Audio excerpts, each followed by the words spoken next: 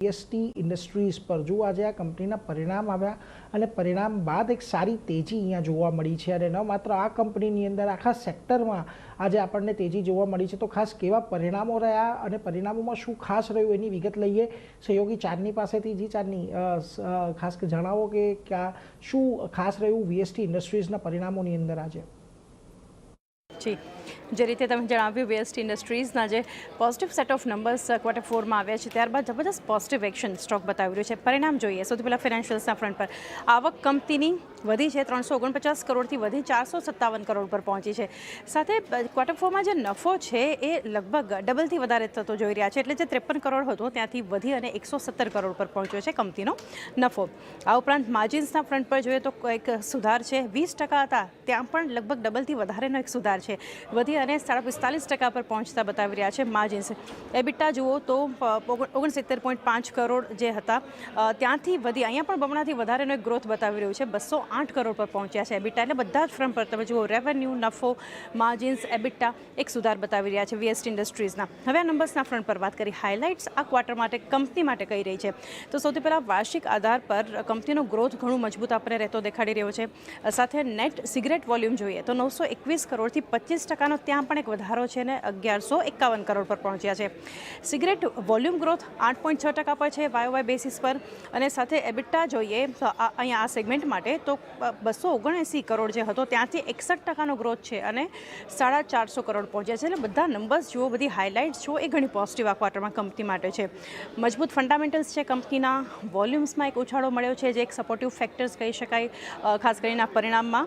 અને એક innovation company હવે આગળ ફોકસ કરશે. ઇનોવેશનના ફ્રન્ટ પર બ્રાન્ડ બિલ્ડિંગ જે છે, ડિસ્ટ્રીબ્યુશન, આ બધા પર કંપની હવે ફોકસ કરતી દેખાશે. એટલે બધા જે પોઝિટિવિટી છે નંબર્સમાં, કંપનીની હાઇલાઇટ્સમાં, આગળની જે યોજના છે, કંપનીનું જે ફોકસ છે, તો નંબર્સ બાદ અહીંયાથી વીએસટી ઇન્ડસ્ટ્રીઝ ખરીદદારી તો બતાવી રહ્યું છે પરંતુ જબરદસ્ત વોલ્યુમ બેઝડ બાઇંગ આ સ્ટોકમાં આજે જોવા મળી રહ્યું છે.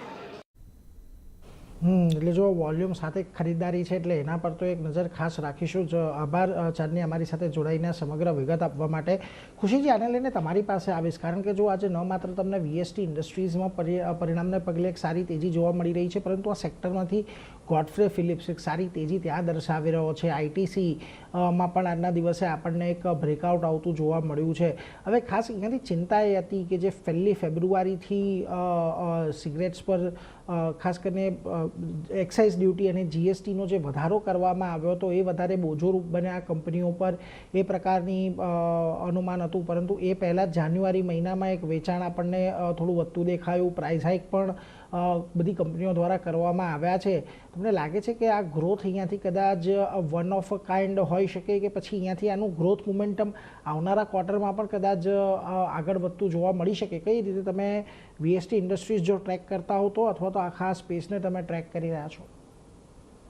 સો અગર આપણે વીએસટી ઇન્ડસ્ટ્રીઝની સૌ પહેલાં અગર વાત કરશું તો યસ, જે આપણને આ ક્વાર્ટરના જે નંબર્સ આવ્યા છે ઘણા આપણને એક એક્સપોનેન્શિયલ નંબર્સ અહીંયા આવ્યા છે. સ્પેશિયલી વોલ્યુમ સાથે જે ગ્રોથ આવ્યો છે એના કારણે કંપનીમાં આપણને ક્વાર્ટરલી આપણને ઘણા સારા નંબર્સ આપ્યું છે. ઓલમોસ્ટ આપણને હાઈ પ્રોફિટ્સ આપણે નંબર જોઈ રહ્યા છે. પ્રોફિટેબિલિટી કંપનીની ઘણી સારી સુધરી છે. સ્પેશિયલી માર્જિન્સ ફ્રન્ટ પર અગર આપણે જોઈશું સો માર્જિન્સમાં ઘણો ખાસો અહીંયા સુધાર આવ્યો છે અને ઘણા ખાસા ઉછાળા સાથે અહીંયા ગ્રો કર્યું છે કંપનીએ. અને ત્યાં સ્પેશિયલી કંપનીના ડબલ ડિજિટ વોલ્યુમ સાથે કંપની અહીંયા જે ગ્રો કર્યું છે એ પણ ઘણું કમેન્ડેબલ છે, જેના કારણે આપણને એક સારા વોલ્યુમ સાથે આજે આપણે બાઇંગ મોમેન્ટમ પણ જોઈ રહ્યા છે.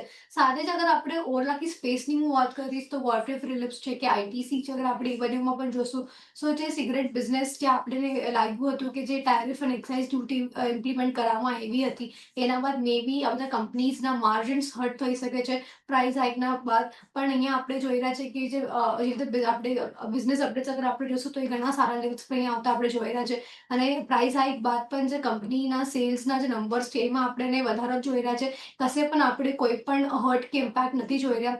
સો અગર આપણે જોશું તો મને લાગે છે કે નિયર ટર્મમાં યસ આ મોમેન્ટમ કન્ટિન્યુડ આપણને રહી શકવા મળી શકે છે. આઈટીસી, ગોડફ્રે ફિલિપ્સ, વીએસટી આ બધા જ સ્ટોક્સના અંદર મને લાગે છે નિયર ટર્મમાં આપણા બાઇંગ મોમેન્ટમ આપણને મળશે. બટ લોંગ ટર્મની અગર વાત કરશું સો યસ લોંગ ટર્મ માટે આ સેમ સસ્ટેનેબિલિટી કામકાજ થશે થશે કે નહીં એ થોડું અહીંયા ક્વેશ્ચનેબલ છે. કારણ કે જેવી રીતના હમણાં આપણે જોયું પણ છે કે જેવી રીતના જે જીએસટીમાં જે ઘટાડો કરવામાં આવ્યો છે, એના બાદ જે એક્સાઇઝ ડ્યુટી ઇમ્પ્લિમેન્ટેશન કરવામાં આવી, પ્રાઇસ હાઇક્સ પણ થયા છે સિગરેટ ના ઉપર. સો એના બાદ આપણે ઘણા બધા સ્ટ્રક્ચરલી ચેન્જીસ હમણાં થવામાં આવ્યા છે, જેના કારણે આપણે આ એક નંબર્સ આપણે જોઈ રહ્યા છે.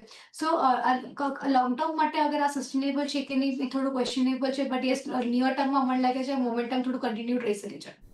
ઓકે. તો